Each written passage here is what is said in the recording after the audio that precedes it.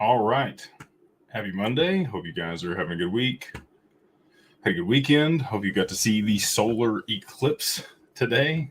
From wherever you were, I was in the path of totality, which is really cool. It was dark in the middle of the day for about 4 minutes where I live.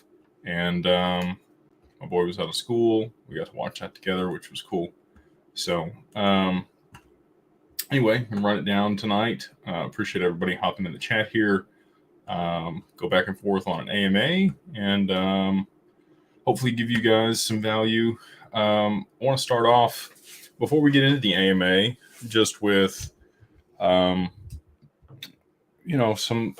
things to think about, questions I get, not some of the things that I've talked about on here before though. So I wanted to get into, let's say, you don't prepare. You're late to the party, things pop off, and you don't know what to do, right? Maybe you have a plan. Maybe you know what you want to sell. Maybe price goes a lot higher than you think it was going to go on some of the assets that you're invested in. Maybe you're anticipating, a 20x, and you see things suddenly move 100x or 1000x from where they are. And now you've got way more money than you thought you were going to, which is a great problem to have, right? We would all want to be so blessed, but you don't want to. You want to mitigate taxes. You want to get yourself set up. You want to get things into a trust. You want to make sure things are protected and that people can't take things from you in a lawsuit. You want to make sure that your estate's structured so that your children are going to be set up and they're going to be able to have the fruit later on in life for the seeds that you planted. And you want to make sure that they're not going to get whacked with a bunch of taxes. So what do? You overnight, you come into $100 million. We'll say, like I said, we all want to be so blessed. Now you're like, okay, well, let's just walk through the first scenario. You have it in an LLC. But it went way higher than you thought it was going to. And now you're like, okay, well, I can move 27.2 million between me and my spouse into a trust. But I still want to get things protected. What would be the way that we might look at some of the options that you might have for moving that into another spot that you could protect yourself? One of the key things that we use is PPLI, which is private placement life insurance. And this is completely different than IULs or whole life insurance or a lot of the other vehicles that I've heard other people discuss. Similar concepts though. So the infinite banking concept, taking leveraged loans against the assets there and allowing them to appreciate tax-free inside the policy. Loans are not income. You can actually, different than an IRA, inside of an IRA, you can't take loans against the original investment. Any interest that's accrued through dividends or other ways that you earn income, those can go into a side pot or another account, and loans can be taken against those. But inside the insurance policy, you can do both. And the cool part is you can take loans in kind or in cash. So let's say you wanted to borrow your XRP or XLM or whatever you funded the policy with. You wanted to borrow it out and use that asset to earn some type of staking income. You could borrow it out at a lower interest rate than what you knew you could get it staked at, and be able to pay it back in kind through the staking rewards or the lending protocol or DeFi, whatever you're using, and keep the difference, right? There'll be a strip there. Let's say you took the loan at 5% and you're going to be able to make 8 or 10% on it. You might have 3 or 4% there each year that you could live on the difference, right? And if that's a large amount of money, $100 million, 3 or 4% each year on the strip is $3 or $4 million. It's pretty good. So just to kind of give you all some qualifiers around the PPLI, so you understand that. You can do your own research on it. We work with the best firm in the nation for this, especially for digital assets. But you're going to need $5 million worth of assets just to use this type of policy. If it's less than that, can't even use it. You can, but it's not worth it. It's really not worth the cost. The other piece is inside the policy, you got to structure it a specific way. No more than one investment can make up 55% of the policy. And then I think it's 2 investments can make up 65%, 3, 75%. And then you have to have like a minimum of 6 investments. But we could structure it, you have the XRP ETP, maybe some ETFs. There'll be other things inside there that could give you exposure to the same thing in a different way. So anyway, we've worked that out. We've got that set up. And we do have the capability to do that. And we also have the lenders that will loan against the assets in those policies. So that would be the way that I would probably move the majority of that into a tax-deferred vehicle with the lowest cost. So for like a $20 million policy, you're looking at $400,000 as your cost to get that funded and set it up, which is far less than the 40% potential tax implications you might have for trying to move it into a trust if it's in excess of your gift tax. So that's one of the main things we do. Obviously, trusts are involved. We can do an intentionally defective grantor trust and move things in there over time. That's another way that we set things up. And that could be done from an LLC. The benefit of the LLC is that you can get a devaluation of the assets or the equity that you're going to be moving into the trust or the life insurance policy. Let's say you gift, a small portion of equity to minority owners that you might want to take care of anyway. So your children or a brother-in-law or a neighbor or friend that you like. It's not going to be enough. You can actually even give them stuff that's not voting shares. But with that, minority interest on the cap table, when we get the valuation done on the LLC, if let's say it was $100 million worth of assets in the LLC, we could bring that valuation down to like $75 million. So now we can gift a larger portion of those assets into the trust and also into the policy for a lesser amount and cost associated with that. So those are some of the benefits, at least the LLC gives you in the short term, even if your assets do go significantly higher than you thought they were going to, and some of the other ways that we might be able to mitigate tax implications or help you structure things post-liquidity event if you did even better than you thought. So just wanted to start off with that tonight. I kind of rambled on there, but hopefully that gives you, some other tools in your chest when it comes to, again, some of the wonderful blessings that might be bestowed upon us. So I'll go ahead and get into the chat here and start running down some of the questions. We got a lot of people on tonight. So again, appreciate you joining us and hopefully provide you some value. So one of the first questions here was, can you please talk more about the upcoming XRP stablecoin? Just one more thing to be excited about. Is my XRP safe in Coinbase? You really got me thinking about doing a decent cold wallet. Yeah. Not your keys, not your crypto. I will say that. That'll change here, right? Institutional custody is coming, and I don't think Coinbase is going anywhere. I don't think Uphold's going anywhere. I could be completely wrong. They could get taken out tomorrow. The SEC could win their lawsuit against Coinbase, and then they could have problems. They're probably going to have to get a securities license to be able to conduct business at scale for what they're doing. But custody component of their business is segregated, so should be fun. But I do think Decent's a fantastic option if you do want to remove your assets from the platform and have full control of them and know where they are and, make sure that in the instance that you had something happen, they could be passed to other people. You want to make sure, other people in your household are aware of that. But yeah, I think you're safe on Coinbase, but I hold my stuff on a cold wallet. We utilize institutional custody through Digital Ascension Group and Standard Custody and Trust, which is now been acquired by Ripple. Their protocol is the safest cold wallet on the planet. And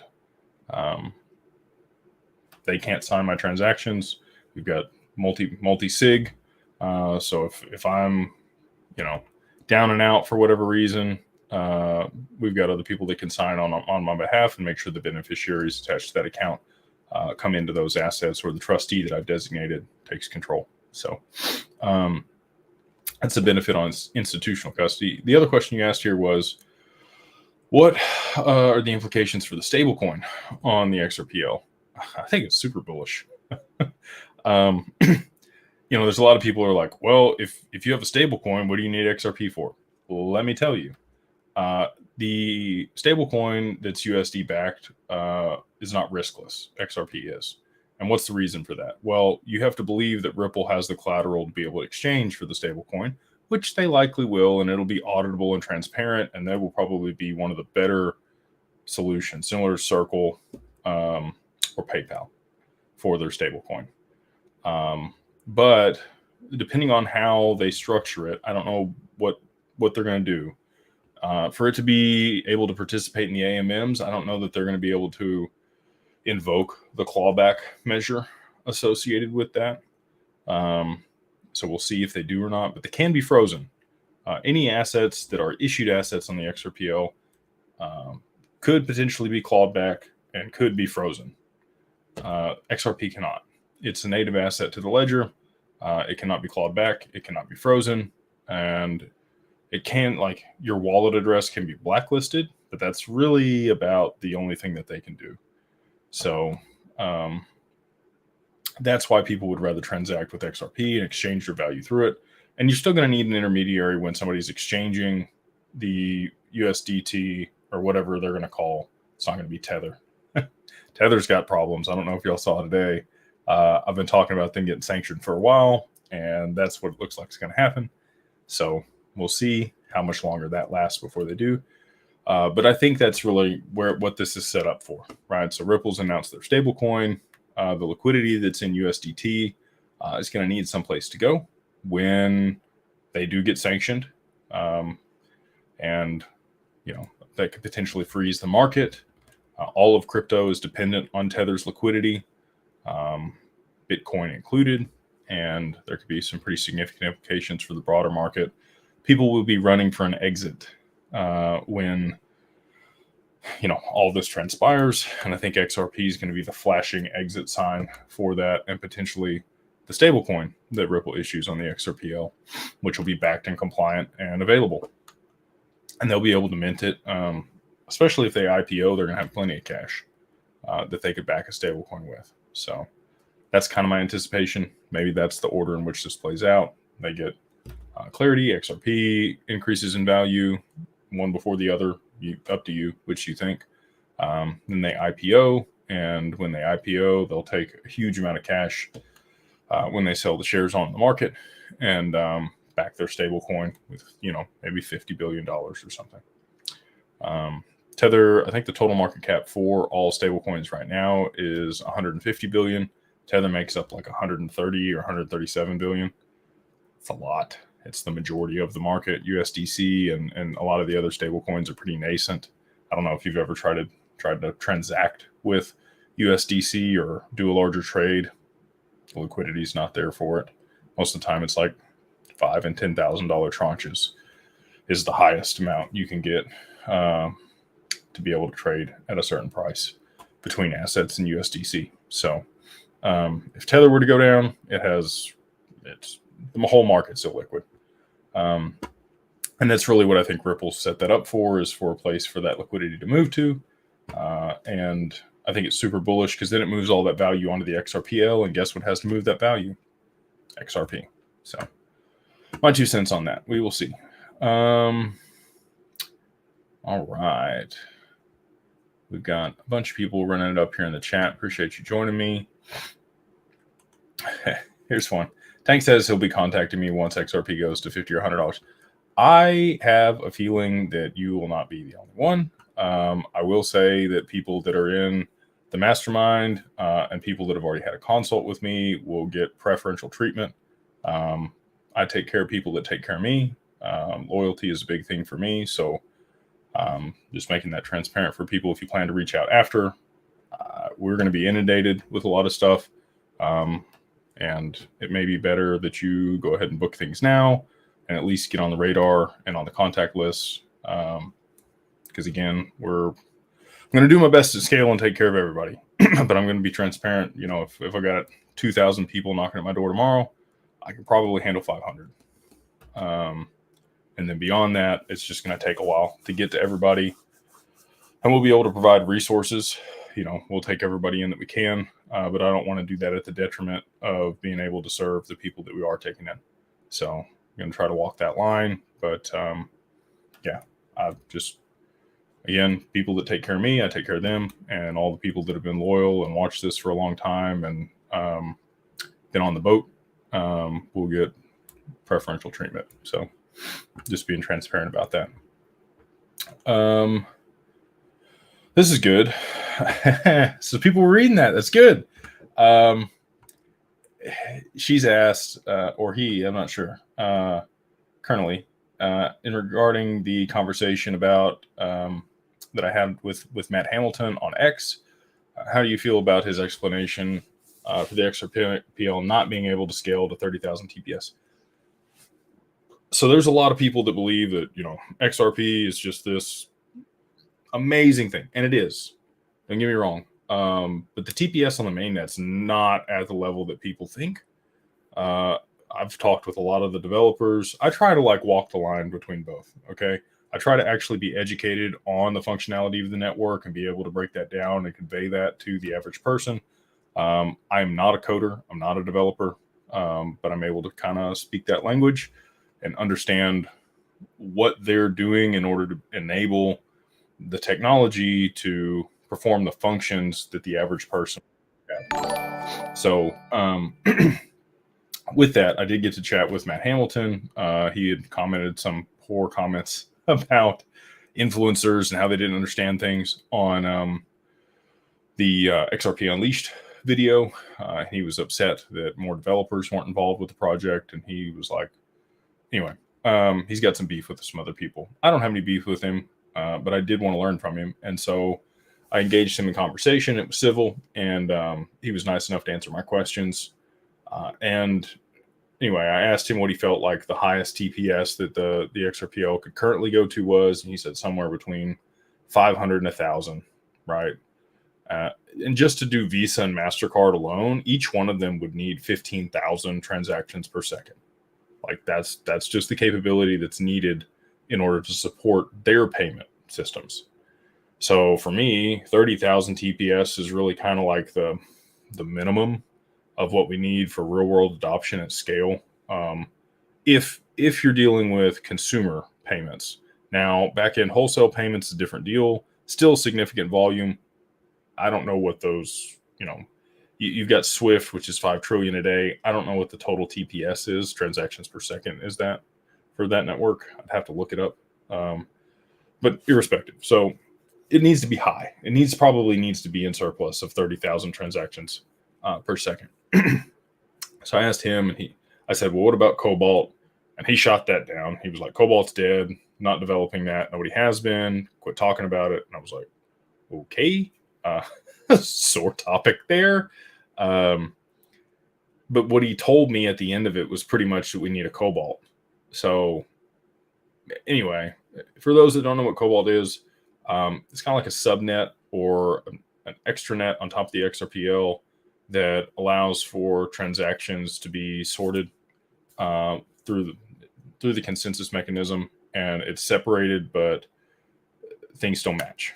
So I guess that's like the most layman way that I can put it. It allows it to scale. That's what it does. It's a subnet that allows it to scale. And that's basically what he said was we need a subnet that's implicit or explicit to the network that performs those functions. That's how I was like, all right, well, I asked you about Cobalt. You got all pissed off and said that it was dead. But then you're telling me that that's exactly what we need to actually make it scalable. So I don't know if that's being developed. To his knowledge, there's not anything that currently is being developed that would work in that capacity. I asked him about the X-Chain bridge, which allows for interoperability between the mainnet and the side chains. He wasn't super bullish on that either. He said that you'd have to have, enough validators on each one of those side chains to be able to manage, up to the 500 to 1,000 transactions per second, and then allow that to, settle on the main net. And so you would need 30 side chains, all with the capability to, process 1,000 transactions per second, which is unlikely. I don't think that that's the best way to go about it. And so that's when I asked him, what if you were going to do this, how would you do it? How would you set it up? And that's when he explained that you would need a subnet that was implicit or explicit to the network that segregated the consensus algorithm to be able to process transactions. And then you're really only limited by physics, right? How fast can you transfer that data between everybody? Which I think Starlink might play a role in. If old Elon and X, it's interesting, right? Anyway, so yeah, I was glad to have a conversation with him and kind of hear his explanation. I do think that it can scale to that, and I think somebody's probably figured that out. Maybe somebody that we already know. I don't know if it's Ripple, could be somebody else. But yeah, I think that somebody will come out of the woodwork with that option, and maybe just Matt's either aware of it or has NDAs where he can't speak about it. So that's my 2 cents. I could be wrong, but that's my thought. Let's see here.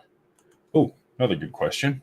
Eric has asked, what's your thoughts on the 1,700 contracts paying capital gains tax whenever those contracts use XRP in transactions?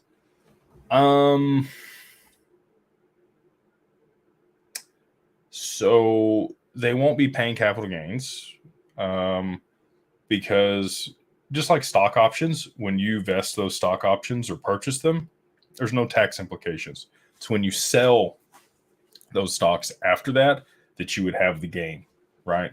So as long as those people use the XRP and hold it on their books or balance sheet, and they're not selling it onto the open market or secondaries through the exchanges, then they won't have any tax implications. They'll be trading their money to Ripple. Ripple will have tax implications for the purchase of the XRP in those contracts.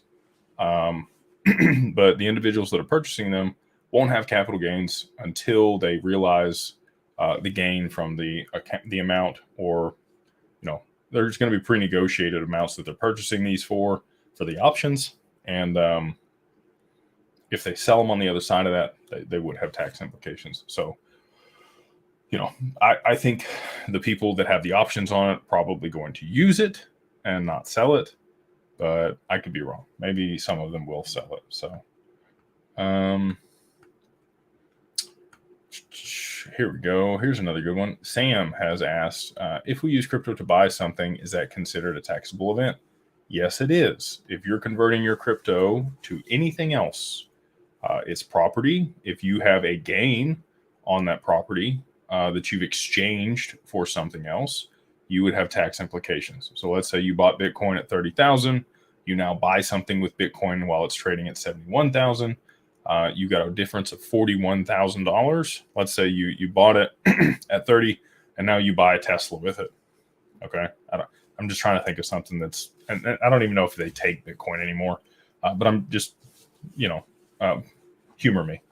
You got $41,000 for the capital gains. When you purchase the Tesla with it, you will have to pay capital gains tax on that $41,000 that you gained because you're trading it for that. So, yes, in short, to your question. XRP Pappy, appreciate you joining us, man. Always good to have you as a viewer.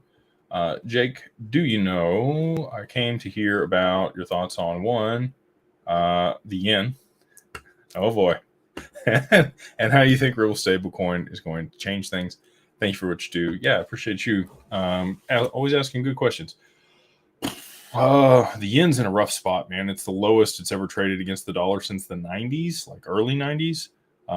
It has traded lower than this previous, but not much.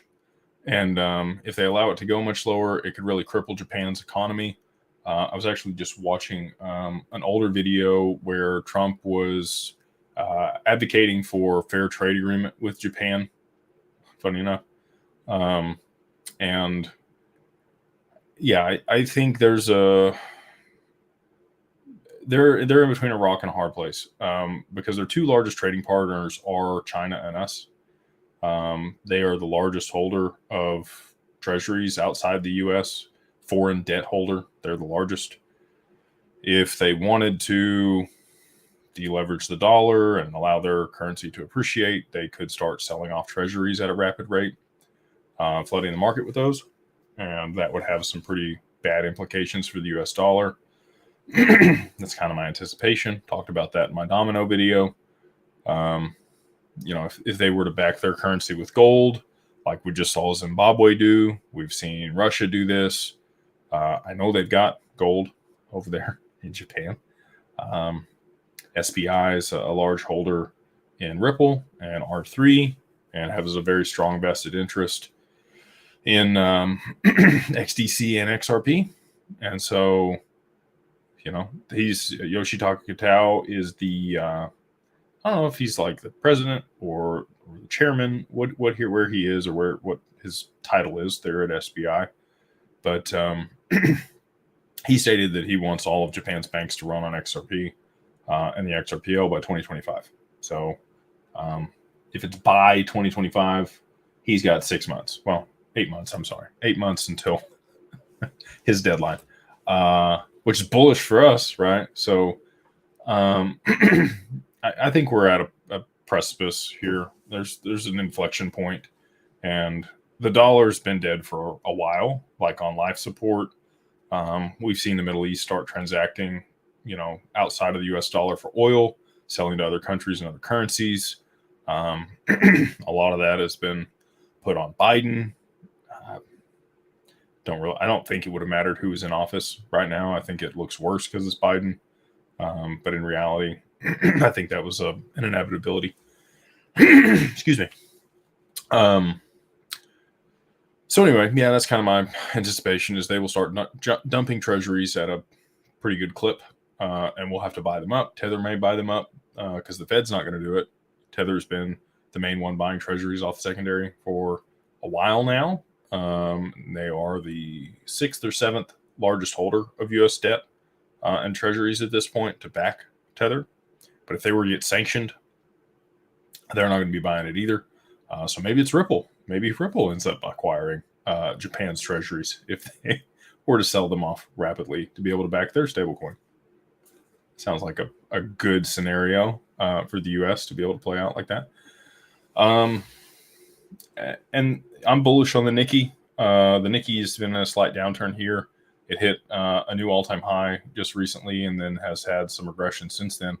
But that's because the yen is being devalued against the dollar. If the yen were to appreciate against the dollar substantially, I think you would see their stock market rip higher, and that's kind of where I think they're headed. I think they're going to break into a bull market over the next 10 years and just really break out of the funk that they've been in over the last 30 years, the lost decades that they've had, and the stagflation. So the inflation there is what's beating them up right now. They've held prices for a long time, and now they're having to put up with substantially higher prices as the yen depreciates against the dollar.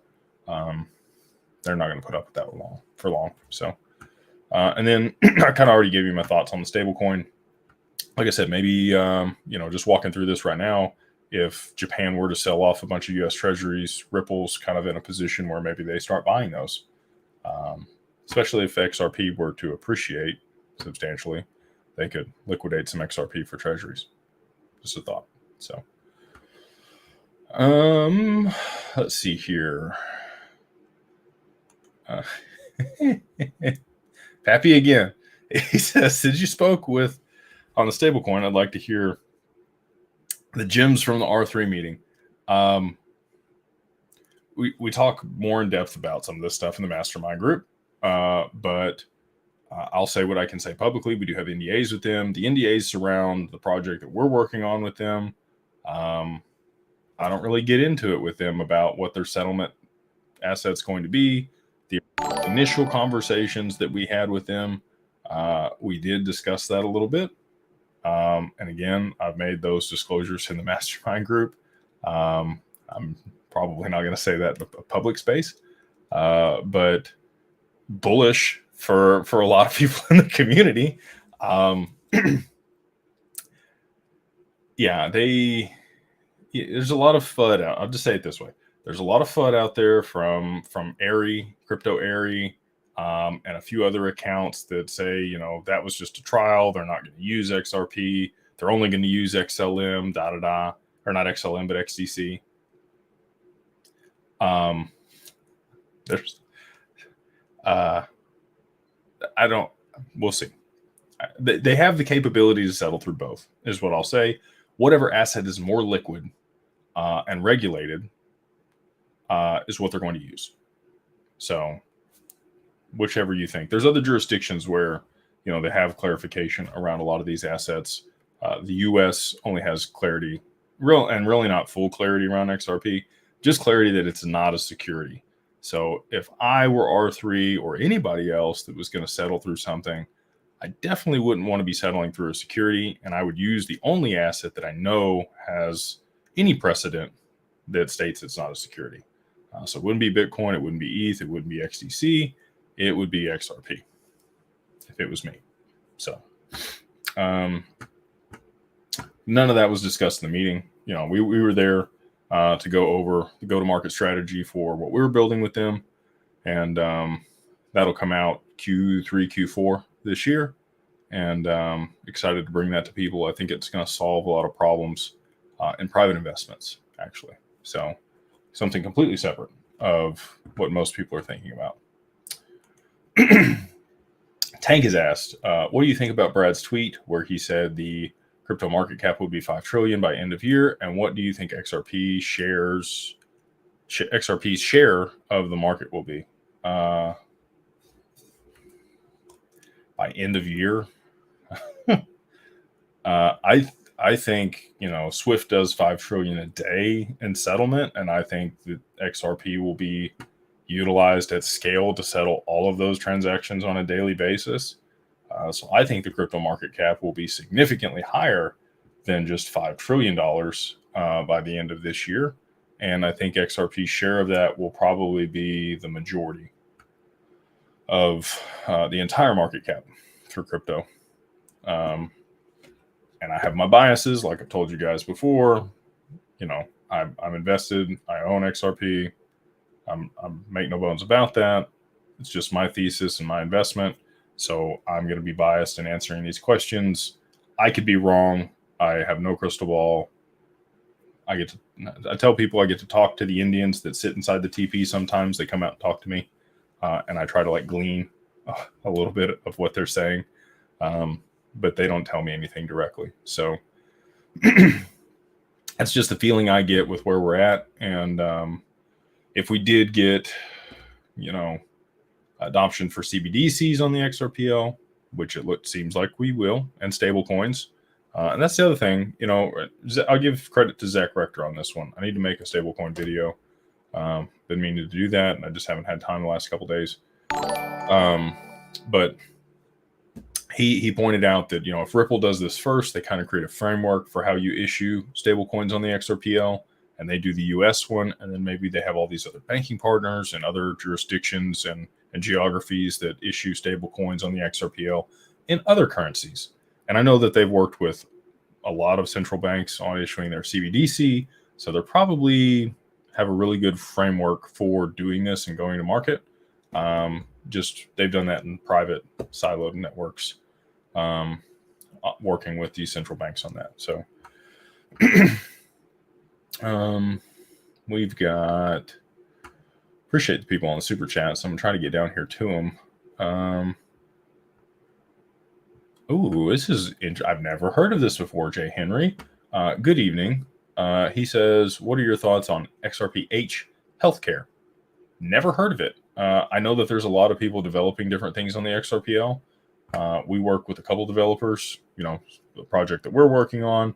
And then also I have another partnership with Brash Labs and what they're working on over there with Fredo in his group, which is some pretty cool stuff. We have some actual physical tech that coincides and works with the ledger to bring real world assets on chain.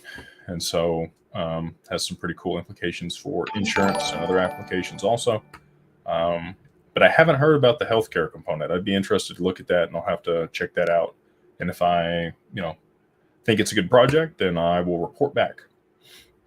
Dustin Bauer says, I know it's really your brand, but I would legit pay to see you debate Vandell, Black Swan on whether the U.S. future is doom and gloom. So I've had Vandell on. I like Verson and Vandell.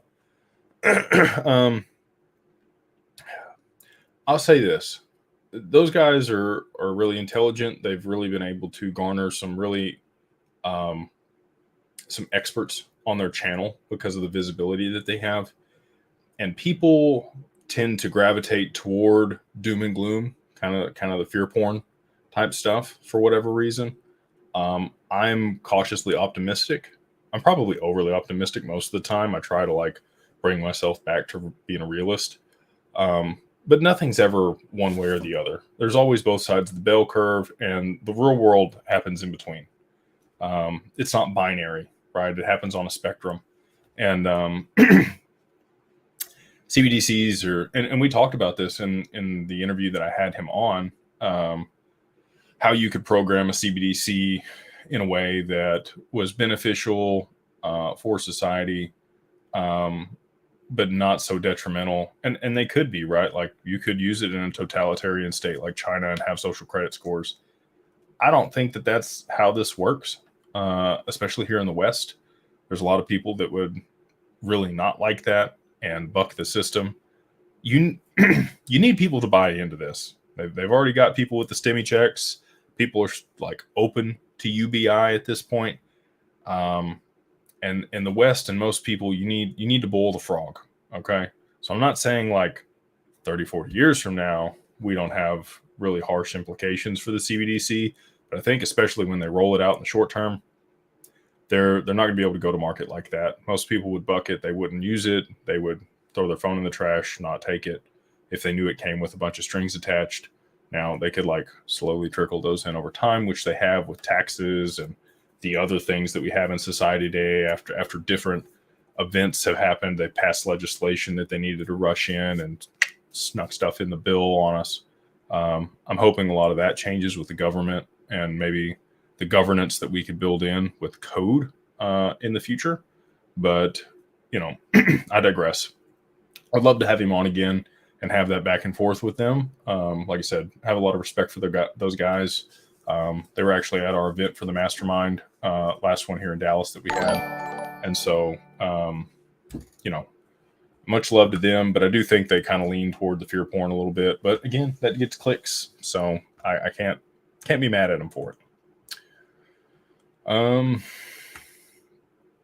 Hey, no worries, Jay Henry. Appreciate you correcting my name. A lot of people call me Jay. I've had that happen all the time, and I've been called worse, so not a big deal. Let's see here. This is good. Thank you, Katie. She says Maddie G. Maddie G is the husband. Yes.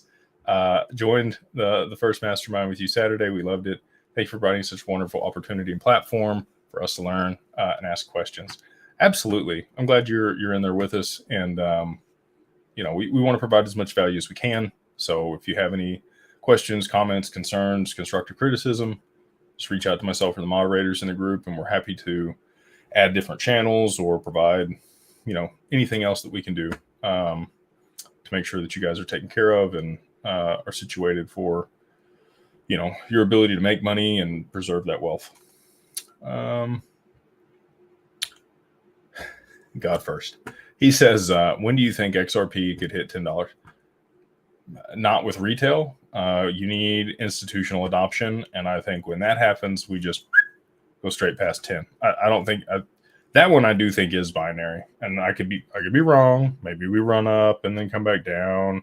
If the constraints remain the same, we do get, Bitcoin halving and this persists and it's a longer bull cycle than I think. Maybe we see $10 through that mechanism. I highly doubt it.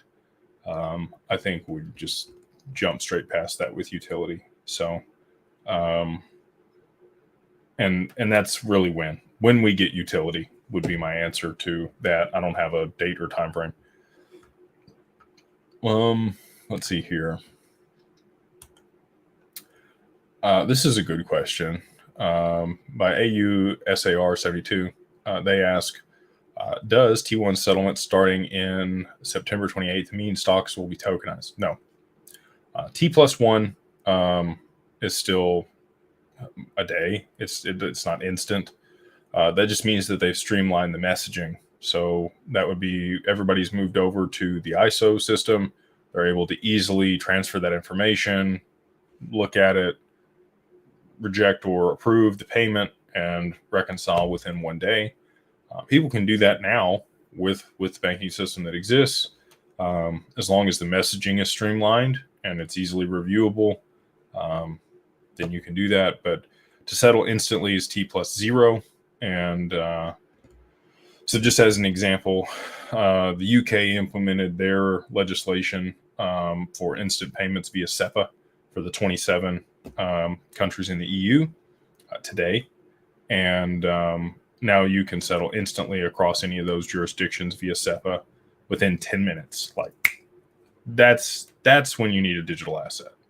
So maybe they're going to turn that on and use it. They have 9 months for everybody to get moved over by January of 2025 is the deadline for everybody to migrate to that and actually be transacting real time for cross-border payments within that ecosystem. So we're close here, but that does not mean stocks will be tokenized. What would mean stocks would need to be tokenized was if the DTCC developed a completely separate system running in tandem with the traditional stock market, like Project Ion and R3, and they acquired Securrency back in September last year and potentially have tokenized the stock market on that ledger, and they just don't have the value to be able to settle that yet on a network or the liquidity available to do so.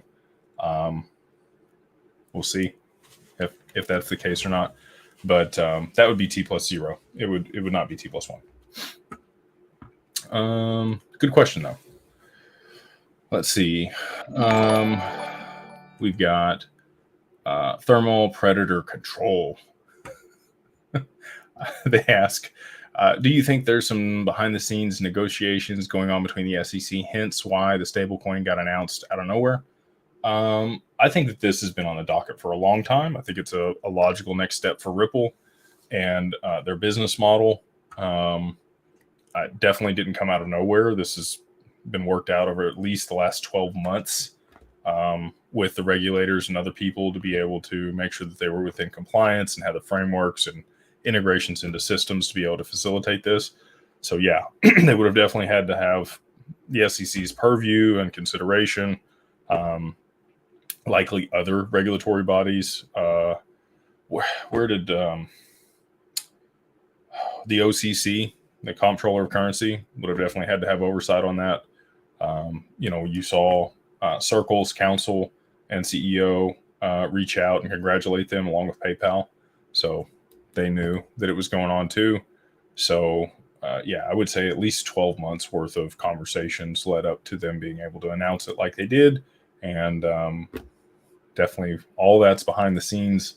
The public's not made aware of any of that until it's a done deal. So Zach with us on Twitter. Appreciate you, brother. Here we go. Wow. Thank you so much for the super chat here. Good question. They said, will the XRP price have to be higher before an ETF gets approved? Not necessarily. You have an ETP in Europe with the current trading price. And I think that trades at like 17 and maybe pounds or dollars. I'm not sure. So it's just a ratio of what they're holding in. If it's a spot, there's a ratio of how much XRP per share that they're holding, and that's what it trades at, and it would be correlated in value to it. So it's not necessary that it's a higher price previous to being an approval for an ETF. Now, if you asked me, do I think it'll be a higher price before there's an approval for an ETF? My answer would be yes. Or the ETF would be a really good way to put liquidity into XRP. if BlackRock were to roll one out and make an allocation, that could really bolster the market cap for XRP pretty quickly, especially if they, wanted to like de-risk from Bitcoin because of some implications with Tether. You also saw just this last weekend, Grayscale sold all their ADA and moved all that liquidity into their XRP position. So, and we saw a little price bump, but that's been for the whole market. So who knows? But yeah, I two answers. No, you don't have to have a higher price for an ETF to be approved. Yes, I think it will be a higher price before it's approved. And thank you for the super chat. Let's see here. I'll grab some water.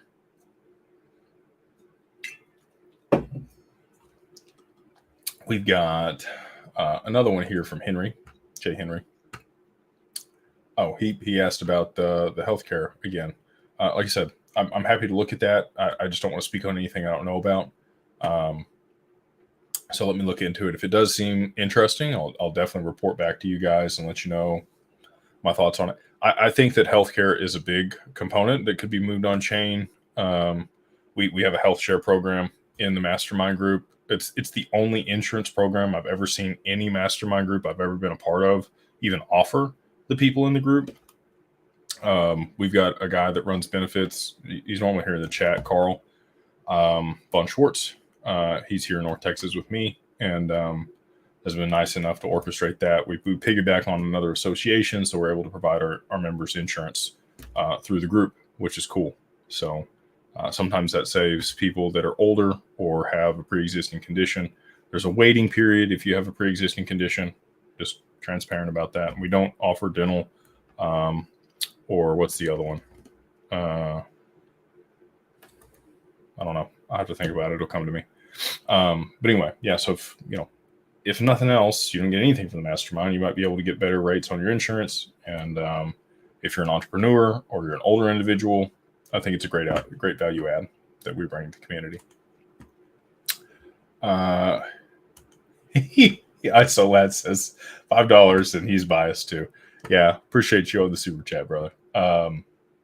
You have to have biases in order to make decisions, right? Otherwise you get paralysis by analysis and you never decide on anything. A lot of people do that. A lot of people just get in a rut where they can't make a decision. They don't know what to do because they don't have a bias and they can't make a determination. So whether you're wrong or right, biases allow you to move forward. And if you're presented with new data or information, you can always change your bias, right?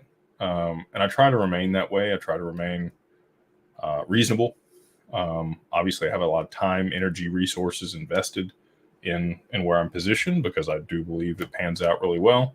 But if somebody were to bring something to my attention that could shake that belief, then I might be willing to reconsider. So the problem is I spent 1.5 years trying to figure out how I was wrong, and I couldn't prove myself wrong.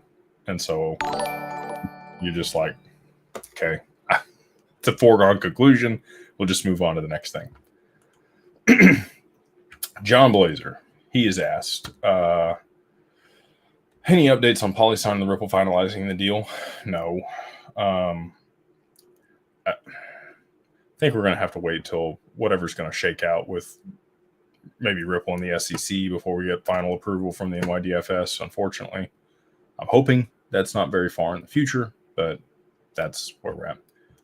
He says, also, can you briefly talk about upcoming deals on Syndicately? Any chance you can get a deal on SpaceX? Loves the Mastermind. Thank you.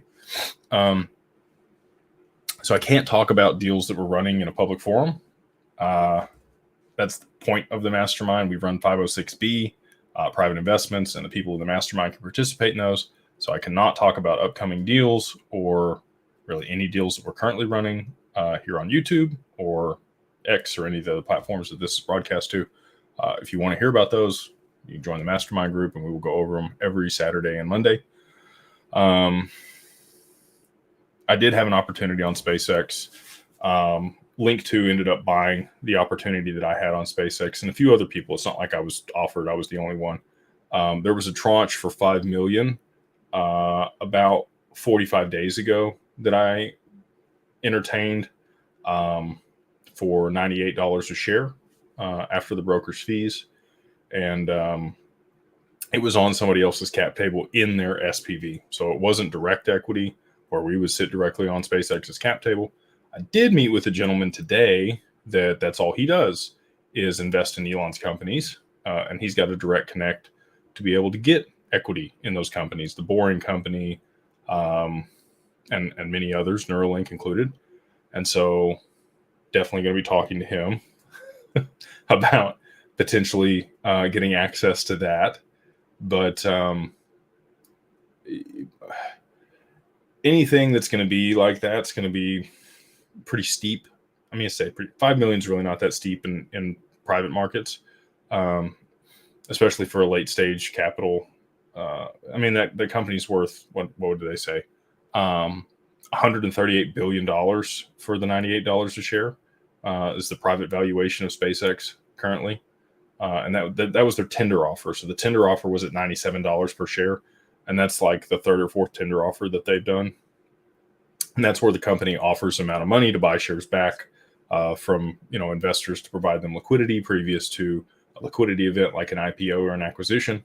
For people that don't know what a tender offer is, Ripple just had one of those in January that they finalized, where they bought back shares at $61.48 from people that sit on their cap table.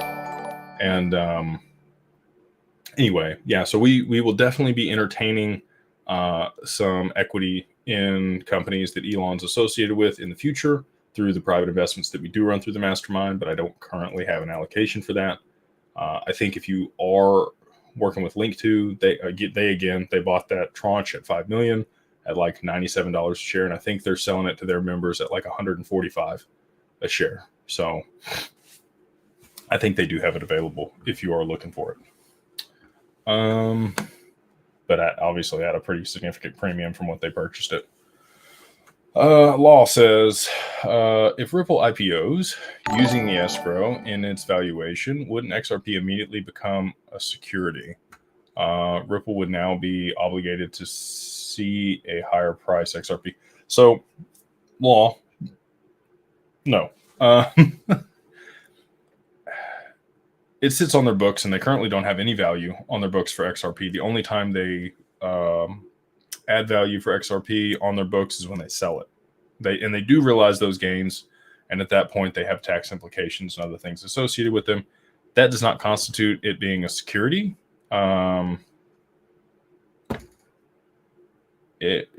Just because you have cash on your balance sheet and you show that on your balance sheet, that doesn't make it a security.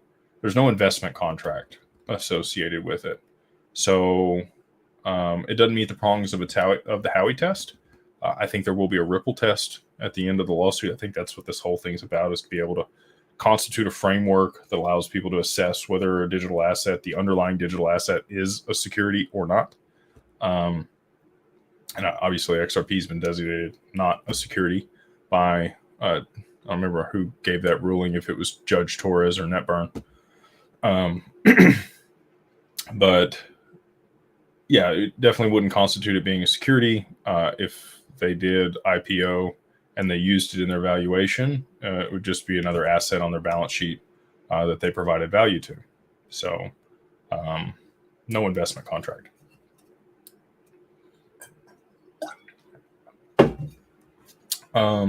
Good question, though, and I appreciate the super chat. Let's see here. Going on down the list. Man, you guys loving me tonight with super chats. Thank you so much. I appreciate you. Can't tell you how much the Mastermind groups to me.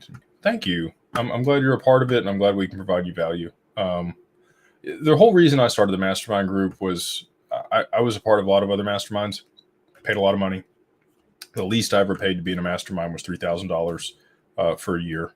And I wanted to make sure that people that were in our mastermind could get access to that type of value, even more value than what I got at those other ones, for like $25 a month, right? So we have a social membership.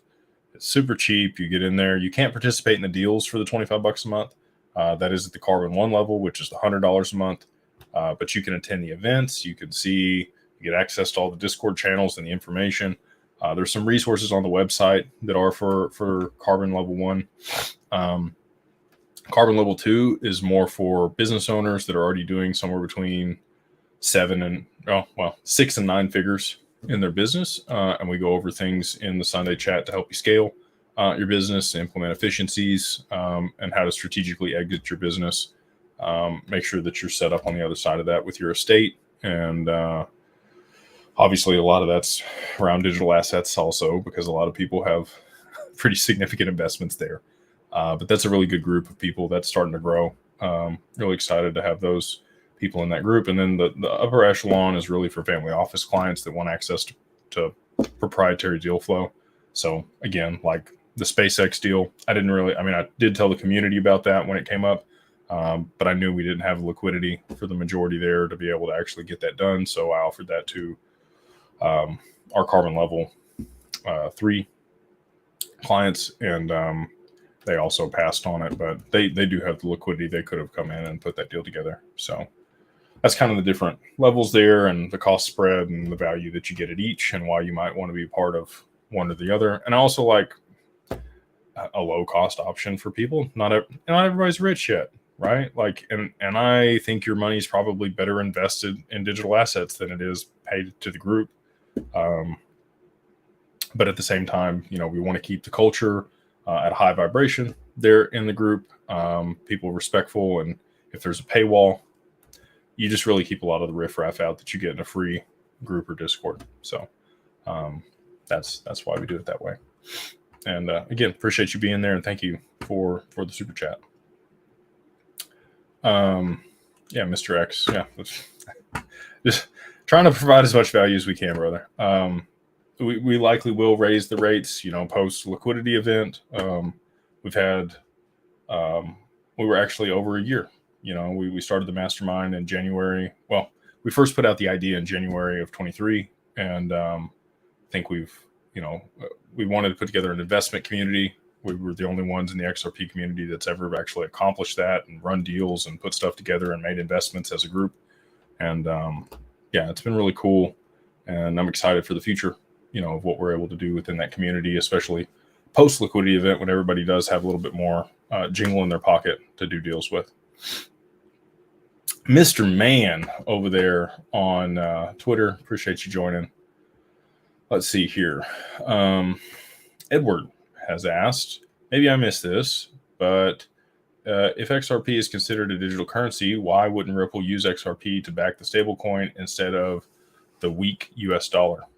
Great question.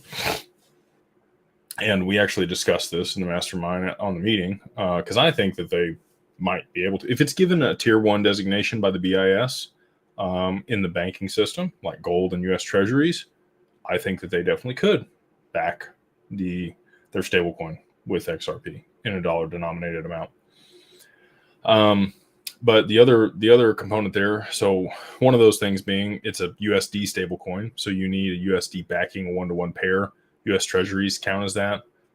The other thing is that in the stablecoin legislation that's sitting on the House floor, the bill, it states that you cannot use a digital currency as backing. Tether currently backs, I think, more than 2% of their supply of Tether with Bitcoin. So that's a no-no in the eyes of the U.S. government. Also, maybe one of the reasons they might get sanctioned, primarily for the illicit transactions that have happened on their network, facilitating Russia dealing with other people. So they're a sanctioned country, and you're backing a USD stablecoin and allowing those transactions to take place and facilitating them on their network knowingly without doing the KYC AML compliance required and OFAC, right? So not so good. But those would be the reasons. I'm hopeful that they do have that capability, but with the current framework and the current legislation, and because it's a USD stablecoin, I don't think it will be. I think it'll be treasuries that they end up backing it with, or dollar cash deposits. Maybe gold too, because that's also a tier 1 asset. Let's see here.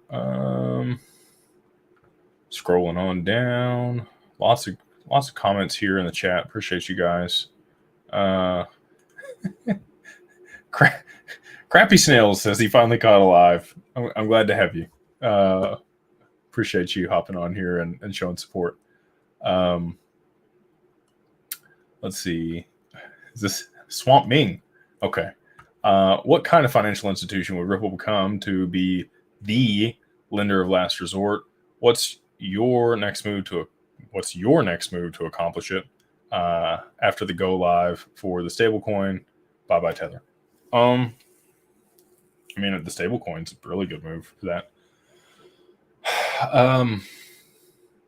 So Ripple's not a bank. They have a bunch of money transmitter licenses that they've acquired, right, in different jurisdictions. They also have VASPs, which are virtual asset licenses that allow them to transact with XRP in different jurisdictions. They've got that in Ireland, Singapore, Japan, the UAE, I think Africa in some capacity. Don't quote me on that one. I'm not sure. Canada, yes.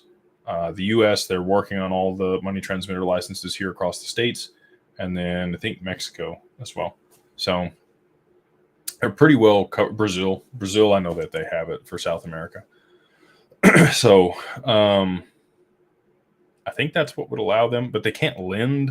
I mean, they do. So, I mean, they have an ODL product that they facilitate lending XRP to banks. I think that they'll end up giving the escrow over to some other parties that end up being the lender of last resort, namely the IMF. They met with them in 2017. There's pictures of Brad Garlinghouse meeting with Christine Lagarde when she was the head of the IMF before Christina Georgieva. And then, Christine obviously went over there to be the head of the ECB, the European Central Bank. So anyway, that's kind of, maybe I'm wrong, but I think that they probably end up giving over a good portion of the escrow to the IMF to be able to facilitate that. And they should sit in that position anyway. They have the ESDR, the special drawing right, which basically is a representation of the Bancor concept that John Maynard Keynes proposed in 1944 at the Bretton Woods Conference, the original one where the U.S. ended up taking, over and control with the U.S. dollar and backing it with gold and then pegging other currencies to it with a fixed exchange rate. And then Nixon reneged on that August 15th, 1971. So anyway, I think it's probably the IMF. I don't think it's Ripple. And I don't think that they would want a company to hold that power. I think that they would want a united world power. Maybe it's the G7 or the G20 come together and form something separate of the UN or the IMF or the World Bank or the BIS. There's all these large global entities that could facilitate that position outside of Ripple. And I think they'll probably have one of those, 1,700 contracts or options on the escrow is my anticipation. That meeting was previous to the escrow lockup. Just food for thought. So let's see here. Another super chat. Thank you, Row H. He says, do you ever get a chance to look into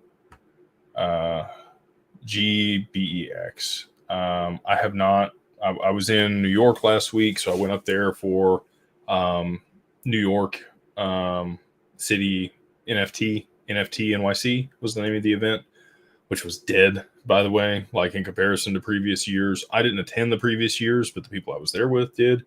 And they were like, wow, this has really gone downhill. I don't even know if they'll have it next year. They didn't even have any sponsors or vendors show up. And for them to rent out the Javits Center there in New York and put that on was not cheap. So anyway, I did get to speak on the Forbes Web3 panel there on legislation and investor protection, which was cool. Compliance when it comes to digital assets. Got to meet with NISBA, which is the New York Bar Attorneys Association, something like that. NISBA is the acronym. And so a bunch of different lawyers that were in different types of law that deal with digital assets, IP, trademarks, copyrights, other people in criminal law, civil law.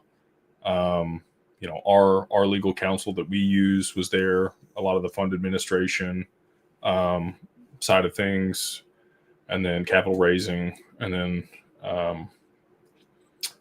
anyway, a lot of really great minds came together and had a discussion around things there, and I was, really grateful, blessed to be a part of that. So I have not had time, just with the travel last week, to look into that, but I'll write it down here. And I'll be transparent with you. Until we do have a fleshing out of everything, Brad Garlinghouse has talked about 99.5% of crypto goes to zero, goose egg. I'm just going to stay domiciled where I'm at. I know XRP is good on the other side of this, whatever ends up happening with Tether. And I'm just going to stay there. I'm just going to sit on my hands, and whatever opportunities are available on the other side of that, that's when I'll start looking at, some other investments. But really, till then, I'm super risk adverse, if you guys hadn't figured that out yet. I need to know that this is the winner, or a winner, for me to put money into it. I go to the casino with $100. If I lose the 100, I'm out. That's all I do. If I double my money, I'm also out. That's all I do. Like, that's my risk tolerance, and that's my fun money. I do not gamble more than that. I have to know that something's 100% to put my money in it. And for me, the only thing that I know for sure is 100% right now is XRP. And that's why I'm in the position I am. So, but I will take a look at that over the next week here, and I'll report back. So thank you for the super chat. Jimmy Young says, I find it extremely interesting that all the crypto has been associated with ISO 220022, such as XRP, XLM, ADA, Algo, Celo, have had their prices controlled. I wouldn't say that.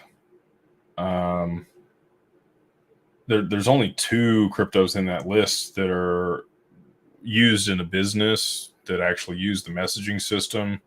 That's ISO 20022, and that's XLM and XRP. The rest of those that say they're ISO compliant, there might be something that they're working on that's implementing ISO standards in communication and messaging for payments, or they might be working with companies that are, but the assets themselves are not used in a product that is compliant. So just be careful when you hear people use buzzwords and really hone in on that. I've never even heard ADA discuss being ISO compliant. So I'm not sure who lumped that in there. And again, there might be partners on the network that are building something or are ISO compliant, but ADA itself is not utilized in any products that I'm aware of that utilize ISO messaging in that standard. So Celo, yes, I have seen that they are working with some stable coins on that network. But again, I haven't heard any specific announcements. And maybe you could post them in the chat here and prove me wrong. So I could have missed stuff, but I'm just, I probably need to do better research too. But as far as I'm aware, it's just XRP and XLM that are actually used in products that are ISO compliant. Let's see here. What he said, whatever. Jack says, when can we start investing in your product? Do we need to all sign an NDA? Yeah, probably when it comes time. Yeah, I'll probably have people sign an NDA before they're able to review the financials and the agreements and some of the partnerships that we have in place for the companies that we're building. But that'll be at a later date. We want to get to market and be profitable. And the seed round that we do, want to try to do that at like a $50 million valuation. So when we get to that point, we will put that out to the Mastermind community first and the family office members, and then we'll go from there. So, but I appreciate the interest. Thank you. Another super chat here from Marco. Thank you. Appreciate you. He says, how can Ripple own an asset worth billions and report it on their balance sheet? And so they don't report it on their balance sheet. I know. Is it because they don't own it? Is this why Ripple has been buying on the open market? No, they definitely own it. They hold it in escrow though, so they release it in tranches every month, and it's a digital asset, right? So we write investments in digital assets off. We have a letter from our CPA that says if you're going to use it in your business, that it's software and your investment in that software that's going to be utilized in your business can be written off. And so therefore, if they're using it as software to be able to transact business with, it doesn't necessarily have any value on your balance sheet, right? And you could put it in that column. That's the funny thing about accounting is that you can put things different places and have really creative accounting and not realize gains on things until you actually sell them. And so if they wanted to bolster their balance sheet, they could move that asset to a different column and recognize the value of that asset as something else, as cash or an asset. But currently, based on, and they haven't stated this, but just my understanding of accounting and how things work, they probably recognize it as software on their balance sheet and give it a zero value until they liquidate it. And at that point, they can recognize the cash that they've received. So that would be the way that I would do it. And also how I speculate a lot of these other companies that may own significant portions or allocations to XRP hold it on their balance sheet without reporting it publicly. We'll see if I'm right or not on that. Judge Torres, thank you, Neurotic Nurse. Yeah, I wasn't sure if it was NetBurner Torres, but she did let me know that it was Torres that said it was not a securities here. So, hey, appreciate you joining, MC Prosperity. Nice to have you here tonight. And, if you have any questions, run it up in the chat here and we'll try to get to them. I probably am going to hang out for another maybe 18 minutes here, try to cut it off at about an hour and a half. Try to keep these and like everything that I do consumable for people to listen back to it later on. So if you're at like 1.5 speed, you get through it in 45 minutes or 90 minutes. Well, I guess it would be, I don't know, what would 1.5 speed on 90 minutes be? I guess it'd be 60 minutes. Sorry, my math's bad tonight. There you are. Appreciate you. This is a good question. So when does the AMM go live again? So they pushed the fix for one of the things today. There's another one that's fixed in like 2.5 days from now. Maybe 2 days now for the overflow. And then so should be like the 11th or the 12th. Should be ready to rock for the AMM. And I've always speculated, I could be wrong, that you need a lot more liquidity in XRP to actually facilitate the AMMs at scale. So maybe if there's no more delays in the AMM for institutional adoption, maybe this is a really good week for all of us. We will see. Oh, here you go. He said, Rob Strong. Hey, Rob, how are you, brother? Appreciate you hopping in the chat here. He says goes live 2 days, 4 hours. There you go. Man, lots of people here in the chat and watching. Appreciate you guys hopping in here on a Monday night and running it up with me, spending some time.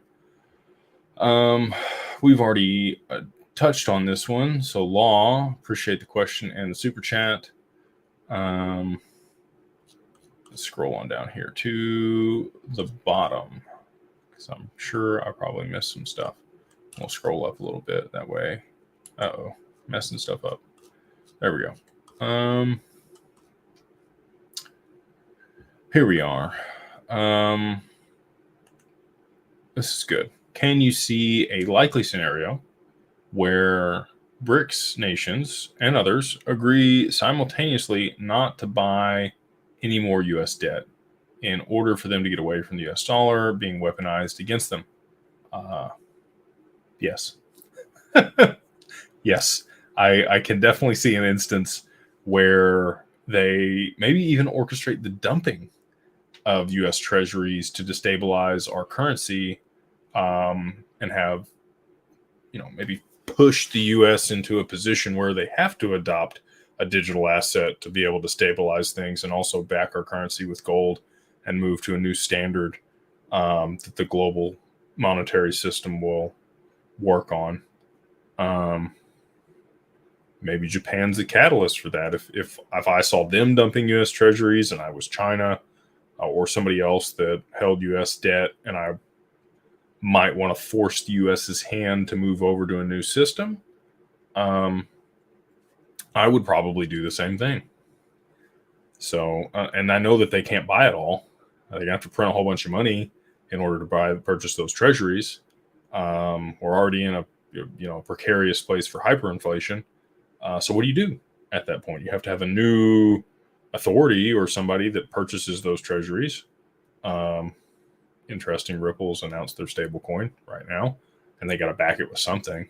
So I don't know.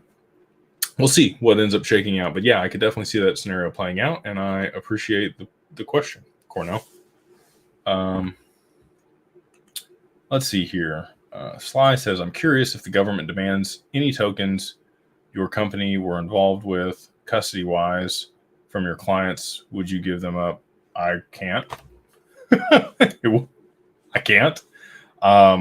You have full control over your vault and your assets with us. They're in a cold wallet. I can sign the transaction all I want. Unless you sign the transaction, it's not going through. You have to meet the quorum. So it's got to be the individual. If they've got a trustee, they've got to sign it. And then we have to sign it also to be able to move any assets. And we can't do anything on behalf of our clients without their consent.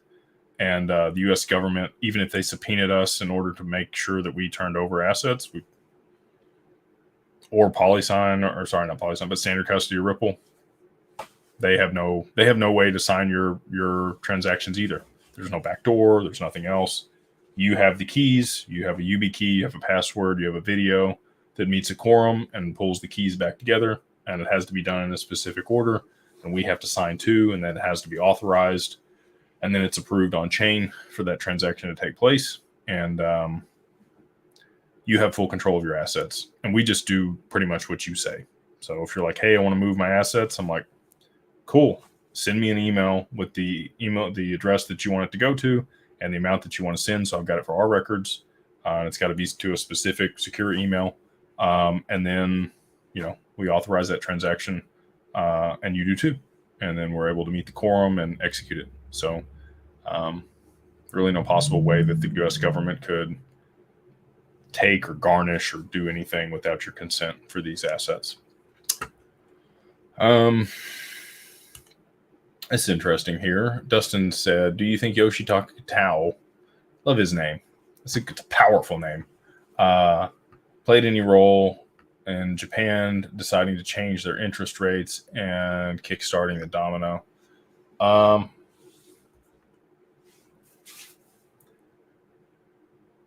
think I'll say this.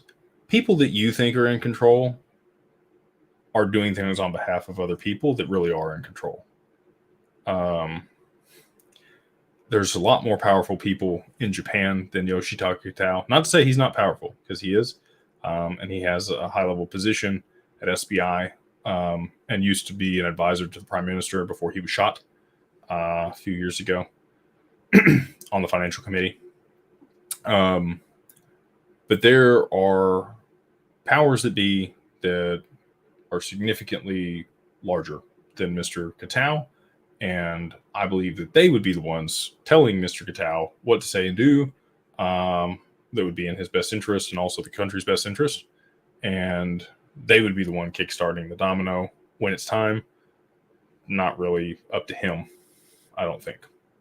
Although it may be made to look like it is, right? So same thing in other jurisdictions. You may be made to think that certain people are the ones making the moves, but when in reality there are bigger players moving the pieces on the board.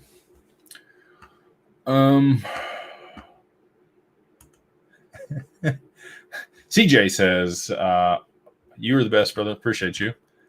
When insurance for digital assets in the U.S. We have insurance for our clients through Digital Ascension Group. If you hold your assets with us with standard custody, you have $50 million worth of insurance on your digital assets. That's the minimum that you get. And then you can pay for more. That's through Lloyd's of London. And we're working on some other solutions for that. But and we can wrap your digital assets in insurance policies and hold them in institutional custody.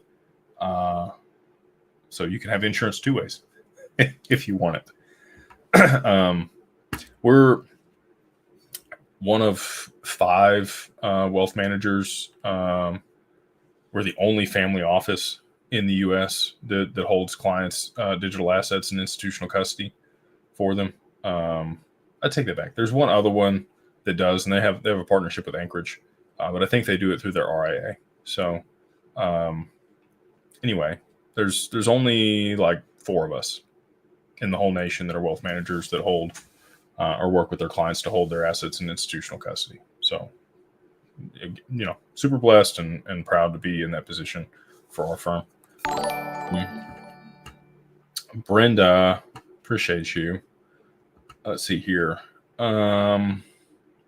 What are your thoughts on XRP becoming an SDR?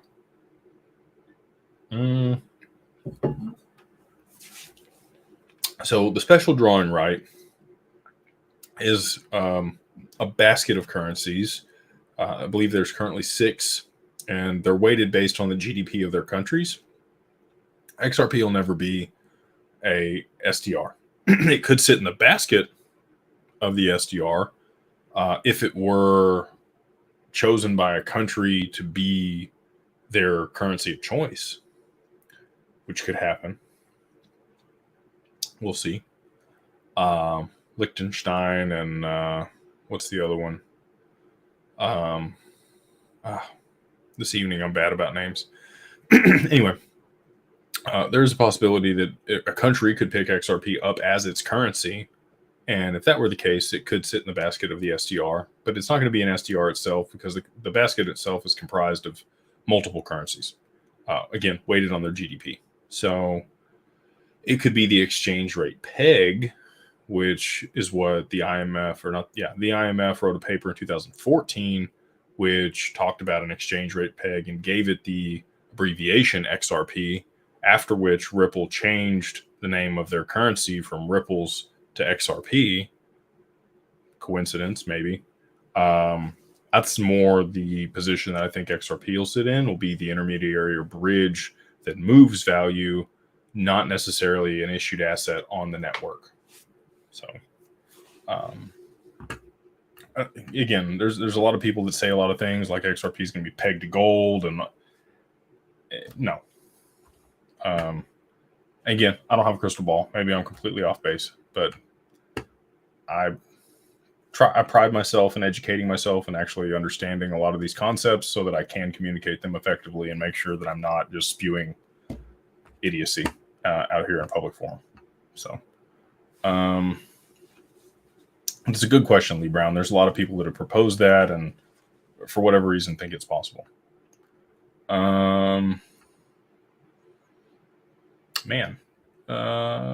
Scroll down here to the bottom. Brenda, thank you. She says, just wanted to say thank you, and that we appreciate you so much for the mastermind, all that you do for the group. Thank you, Brenda. Appreciate you being here in the chat and always supporting everything that we do, and being a good, person there in the mastermind, always providing value yourself. So thank you. 7 more minutes here, and then we'll wind it down for the evening. Thermal Predator Control says, saw there's going to be a documentary on XRP. I think it's a good idea. I was the 3rd person they filmed for that documentary. The only previous 2 people to myself were Echo and Zach Rector. Then they went on down and met with Jimmy Valley and Molly and all the other wonderful people that are involved in the documentary. I think they're good people. I think they're people that have expertise and are just trying to provide value and get the word out about this so that people could potentially change their lives if there is adoption of this network at scale, right? There's going to be a lot of value that could be garnered for that and ways that people can participate. It's sad for me to see that there's a lot of bickering in between people in the community over somebody trying to promote the network and individuals that are involved with it. I don't know why people are like that. I think you can provide constructive criticism without being rude or disrespectful. But yeah, I'm excited to be a part of it. I think that it's a great job, and Chris and Maya are doing that on their own dime. That's the other thing. Like, they're XRP holders, and they're shooting that whole thing and directing it and editing it and putting it all together, documenting it, and then selling it to Netflix and Hulu and all these other or not subscription. I mean, they're subscription based, but like the streaming channels. That's what I'm trying to say. And I think it'll be like The Big Short, and that's why I wanted to participate in it. I think it's really cool to be a part of something that could potentially reach so many people and explain why people were excited about this or had the foresight to see the change that was coming and be able to invest in it previous to, maybe what we're all hoping for, right? So I think on the other side of this, a lot of those people in that documentary might garner some unwanted attention, including myself. So we've got private security for the family office also, for clients and myself. I think that that'll become more important as things progress over time. So anyway, yeah, thank you for pointing that out. And like I said, glad to be a part of the documentary. Fozzie Bear, what's going on, brother? Shout out to Australia. I know that he's out there. It's middle of the day for you guys. It's dark here. He says, shout out to Jake and the people in Mastermind. Wealth of knowledge and great group of people. Thank you, brother. And we're blessed to have you with us there. I could say the same for you. Always providing value, and we enjoy your company as well. So yeah, I'm really proud of the community that we've been able to build. I think I've been part of other communities in the ecosystem and other masterminds outside of this ecosystem, and I really just haven't been super thrilled with the integrity and the people involved with the group and the value that was brought. And again, I just try to do my best especially for the price point, to provide a value that's far above and beyond that. I want people to feel like they would pay more and that they're getting one over on us in the group to be able to be a part of it. And anyway, yeah, just thank you everybody for the support on that. And if you're in the chat here, if you're watching, if it's something you're interested in, you can reach out. There's trial membership, or you can just check out the social membership and kind of dip your toe in the water. And if it's for you, cool. If it's not for you, that's okay too. We just, like I said, it's a good group, and we're excited to have it. Thank you, Jason T. Again, with the no question, just appreciation. Thank you. Glad to be on here and be able to answer questions in a public forum, and people ask good questions, and I'm happy to provide value where I can. Here's another one from Cornell. He says, what's your opinion for BTC long term, given the 4 Satoshis are not disclosed? Thanks. If I was going to speculate on who Satoshi was or who might be involved, I think that Joel Katz or David Schwartz probably was involved with the creation of Bitcoin. I mean, he filed the patent for distributed ledger technology back in 1988.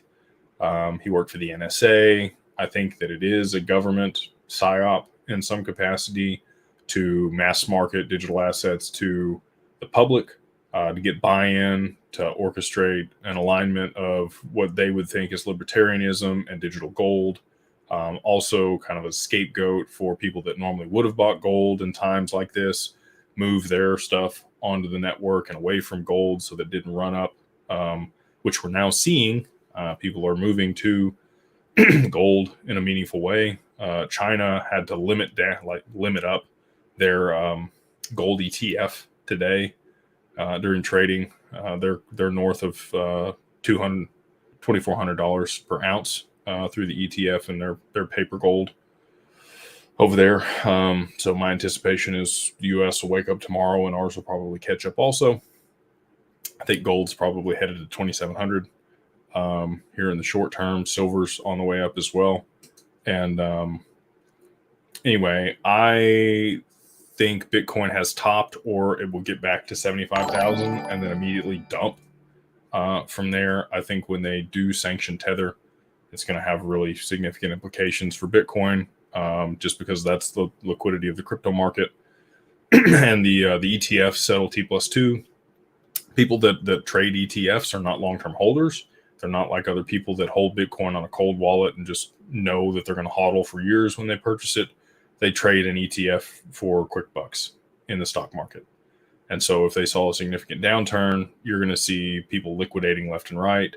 The investment banks are going to have unrealized losses. They're going to have to pull from positions in their traditional stock portfolio to cover those losses. And then you get a mass downturn in the whole stock market. And that would, Bitcoin always has 30 or 40% drawdowns in a bull market. So, but now we have ETF involved, which we haven't ever had before. It's a different constraint. So I think with that downward pressure, and if you had BlackRock and Grayscale and Fidelity and all these other people liquidating Bitcoin from spot ETFs, it's great on the way up. It adds a lot of liquidity. It's accelerated price, but on the way down, it'll do the same thing. So I'm not bullish on Bitcoin. I think that this is kind of an orchestrated demolition of that. And now it has implications for the broader financial system. And that'll be the one last thing, the last straw that breaks the camel's back before we get stablecoin regulation and maybe full regulation on digital assets. I think they need one more catalyst. And the SEC will get to say, I told you so. We shouldn't have approved it. We didn't want to. You guys made us. So it'll make them look good. And Senator Warren will get to say the same thing because she's adamantly against it as well. But anyway, I'm not bullish on Bitcoin. I think there's very limited returns there, if anything, left. And I might be wrong. It could go to the moon. Maybe it goes to 100, 200, 500. But I don't think so. I think we're in for a pretty significant downturn. What does it happen? What you mentioned long term here? I don't know long term. That's my short term forecast. It has a fixed supply. It could be mined by quantum computers and held as a limited asset wrapped on other networks that could move the value quickly. People will have nostalgia for it. There is a community built around it. So there is some value there. I just don't know what it's quantifiable at. It's inflated right now. I think you could see a Bitcoin trade at like 3,000, probably the same price as gold, potentially. I think that's fair if you had Bitcoin trading at the same price as gold. Appreciate you, Marie. Thank you for the super chat. I don't have a question for you, but thank you for the super chat. If you do have a question, I'll try to find you in the comments below here. Oh, here she says, just wanted to say thank you for all you do. You're truly blessed to have you. Thank you so much. I appreciate that. Just again, I'm glad to come on here and answer some questions for people. I never would have thought this many people would want to listen to what I had to say about anything. But they do. And so I'm happy to oblige and help people out where I can. So Scotty J says, do you think XRP will take over BTC in 5 years? I'll make a bold statement and say XRP will overtake Bitcoin this year. If we get utility, it would take a $7 XRP to beat Bitcoin's market cap. And if you had something overtake Bitcoin as the number one position in the market, all bets are off. All the constraints change. 4-year cycles and all that other stuff completely go out the window. The way the entire market would move would be completely different than it is today if another asset overtook it. And I don't think that's very far off, personally. Like, not far off at all. Atlantic Living. Why is there so much FUD toward XRP? Atlantic Living.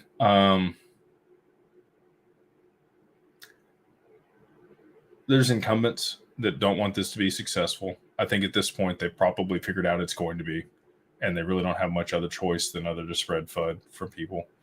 I think that there are potentially people that are misinformed about things and don't necessarily have the capability to think critically for themselves and view things at a surface level and then just regurgitate that on other forums.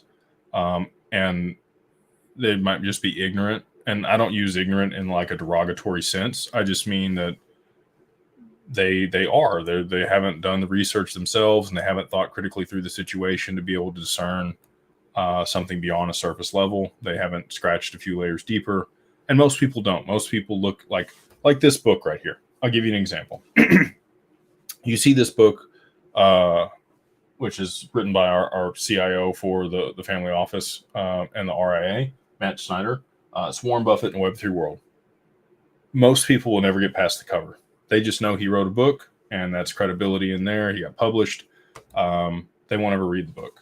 And then most people won't make it past the intro or the back cover. Some people will turn the book over. About 2% of the population would read that book. And that's the truth when it comes to almost everything. Unless you really turn rocks over and look through something and deeply understand it and have the interest to do so, you just propagate what you've already been told by the rest of society. And that's why you see media so easily able to control people, is they don't think critically for themselves. They just take it as is. CNBC said this, Fox said this, it must be true. And then they pass that along.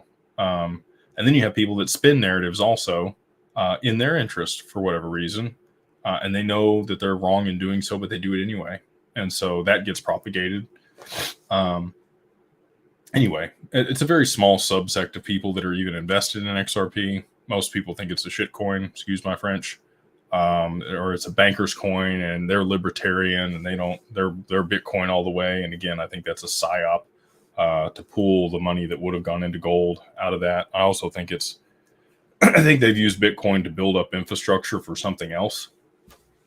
There's a lot of GP and compute that's been built up over the last decade to be able to mine Bitcoin that I think will probably end up being rehypothecated for AI or something else that's meaningful once that network no longer exists. And I think we're close to that. So I could be wrong. Again, I don't have a crystal ball. These are just some of the thoughts that I have around it. But that's why I think XRP has so much FUD, mainly because people don't look beyond a surface level. And if somebody else that they respect or think has authority states something, they just regurgitate that to everybody else. Yeah, I would love to have T on. I really enjoy T. We've had discussions back and forth on Twitter a few times. He's pretty busy with his family and his job. And after XRP goes, he's out. You're not ever going to see T again. T didn't even want the fame that he has. And he's super intelligent. And that's the other thing I was saying about the devs in the conversation with Matt. They speak at such a high level, and they are so intelligent, and they are able to code and provide value in that context. They have a difficult time distilling all that stuff down in a tangible, relatable way for the average person. Like T went through, and he even said this in the comments there. He was like, I put out a 4-video series on all this, and people don't care, right? They don't care how you don't care how your email works. You just know that you send an email and the other person gets it, you can communicate. And that's how it changes your life. It's meaningful for you. But you don't understand the protocol that worked on. And I think that's what a lot of the devs and intelligent people, they nerd out on that, and they think it's super cool, and they want to share that with other people. But the majority of people are like, okay. Or it's so high level that they can't even start to comprehend it, and so they tune it out. I'm weird. I sit somewhere in the middle of the bell curve. I'm not there's super technical people, and then there's other people that are complete, have no purview on that. And I'm somewhere in the middle here and can communicate with both sides for whatever reason. But yeah, I always enjoy chatting with T, and I would love to have him on. We'll try to do that. I'll reach out to him and see if he'd be interested in coming on one night after the kiddos go to bed. I'm already past my bedtime here, but I'll take one more. So, Rye, and I'm going to butcher your name. I'm sorry. You can see this gentleman's name here. Why is it that the major influencers in crypto space avoid talking about XRP? Pomp, as an example, he's clearly smart and knows what Ripple is. Um, I've met Pomp in person. He was at an NFT event that I attended in 21, and maybe it was 22. I think it was 22.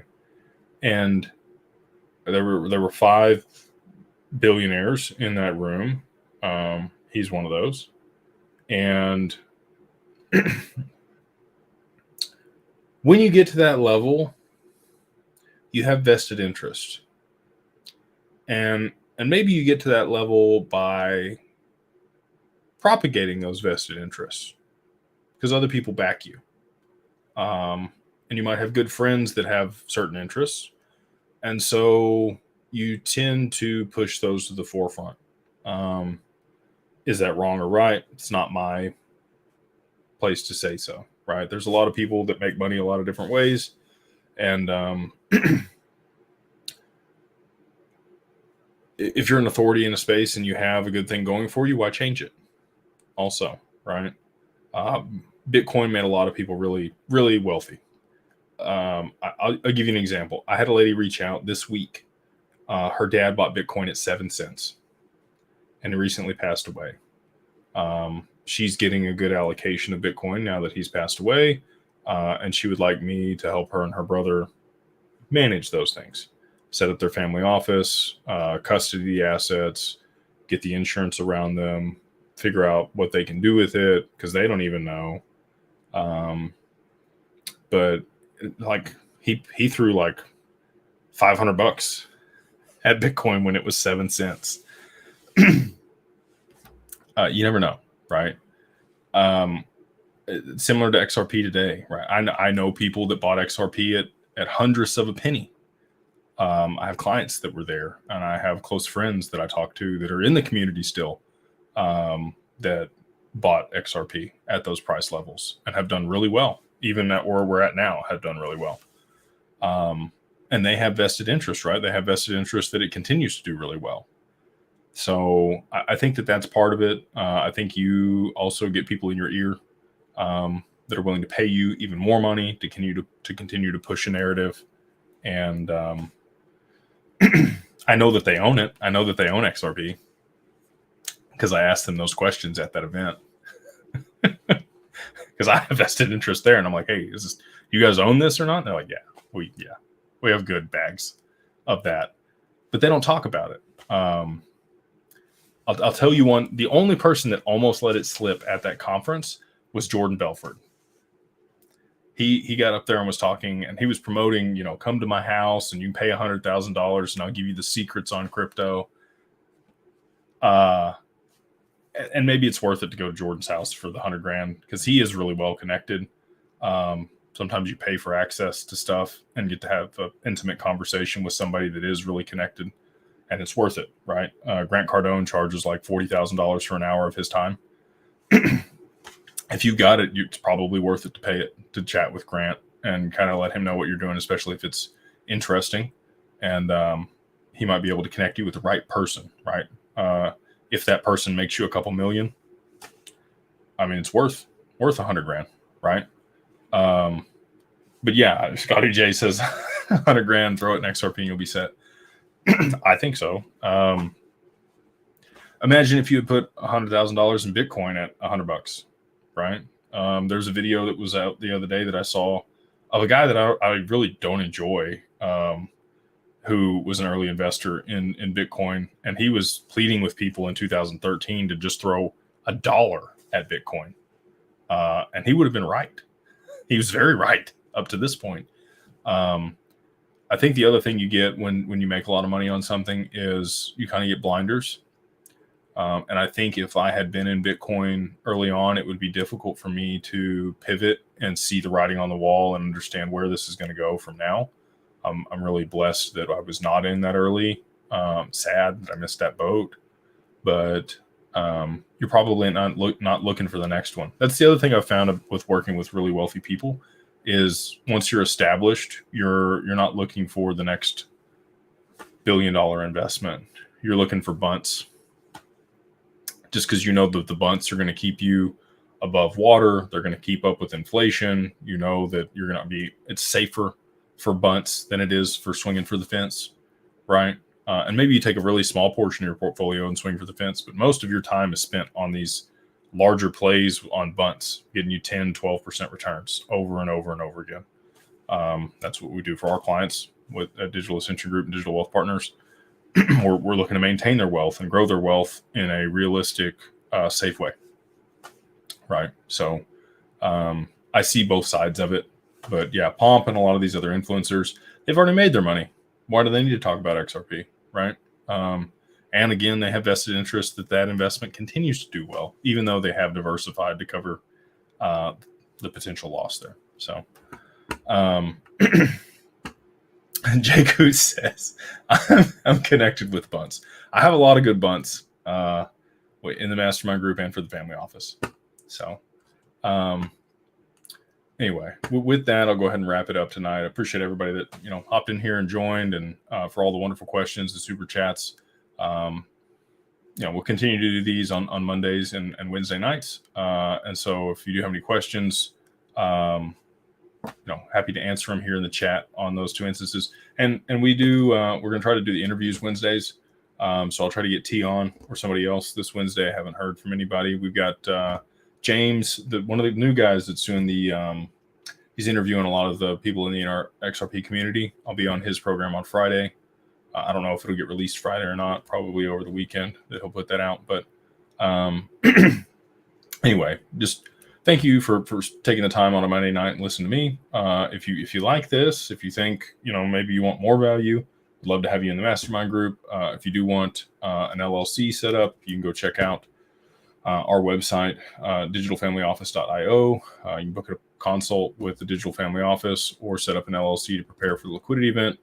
Or you can get your assets into institutional custody through that platform as well. So with that, we'll go ahead and wrap it up. I hope you guys have a wonderful evening, and we will see you guys on the next one.